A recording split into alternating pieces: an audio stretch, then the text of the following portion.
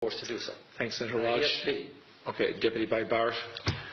Ambassador, I will say frankly, I'm one of the people who thinks you should be expelled from this country, and I believe that that's nothing to do with you personally. It's to do with the policies of your state. And I think, along with Desmond Tutu, that the time for treating you as a normal state is over, because you're not behaving as a normal state. And I just want to ask you questions, really, in relation to that contention. And I would just say, for the record, it certainly isn't motivated by anti-Semitism in my case. I mean, for example, when disgraceful attempts were being made to downplay the horrors of the Holocaust by people like David Irving, I brought a Jewish Auschwitz survivor to this city to organise meetings and get her on national television to remind the Irish people about the horrors of the Holocaust. And I would do so again if anybody tried to downplay the horrors of what were done to the Jewish people. But it is precisely because I'm opposed to racism that I oppose what your state is doing and what it stands for. So I just want to ask you a few questions in relation to that. And I should also say, by the way, I lived for a year on Moshav Neot Hakikar in the Dead Sea in 1987, 2 weeks before the first Intifada broke out. That leads me to my first question. You have tried to cover over what you have done, the killings of innocent people in Gaza on 3 separate occasions over recent years, the seizure of Palestinian land and so on, by attacking Hamas. Now, why don't you just admit that Hamas didn't exist when the first Intifada took place? They didn't set up an armed wing until the early 1990s. And that there was a reason that PLO were in Tunis at the time, exiled, effectively not present. But the ordinary Palestinians rose up because you denied them basic rights. I lived there. It was apartheid. It was racism. It was endemic. It was rotten. Absolutely, I was shocked within weeks of living there to see how you treated Palestinian people. And isn't it the fact that the law of return, which is the basic law of the Israeli state, is a racist apartheid law because it confers rights on Jews that it denies to Palestinians? It allows, for example, if I was Jewish and had never stepped foot in Israel, I could claim citizenship there tomorrow, but 6 million people whose origins are in what you now call Israel, who were forced out in 1947 or 48, do not have that right. Isn't that part of the reason why the Palestinians are in dispute with Israelis?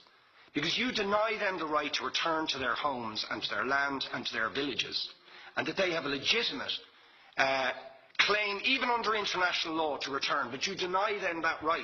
Why do you deny them that right? And why do you give that right to other people who have no connection whatsoever with the land, whether you call it Israel or whether you call it Palestine? Why do you continue to seize land, if you're serious about Oslo and the two-state solution? Why do you continue to seize land, which under that agreement is land designated to be Palestinian land?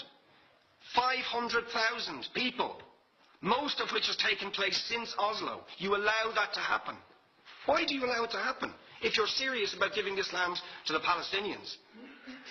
It's absolutely extraordinary.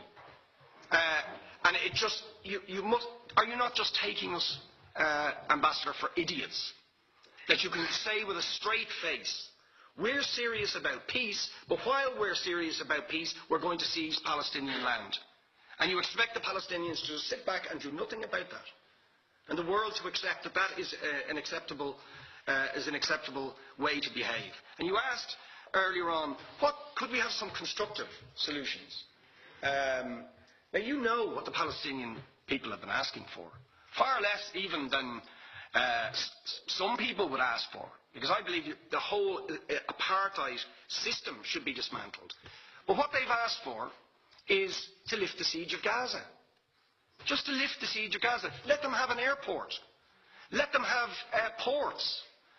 Let them not be dictated to by a government for whom they do not vote as to what can go in and out of their territories, whether they will have power, whether they will have clean water, whether they will have medicine. What makes you think you're allowed to have nuclear weapons and the 4th biggest army in the world and visit destruction on the people of Gaza, but they have no rights defend themselves. They have no territorial sovereignty over that land. Would you ask questions, please? How do you justify that? Yeah. All right. How do you justify those double standards? And very lastly, Ambassador,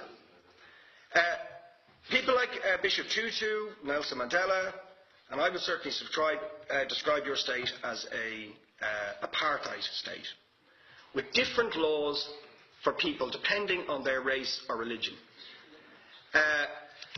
Now, isn't that just the case that, for example, at checkpoints going into the West Bank, there's a channel if you're Israeli or European, and there's a channel if you're Arab.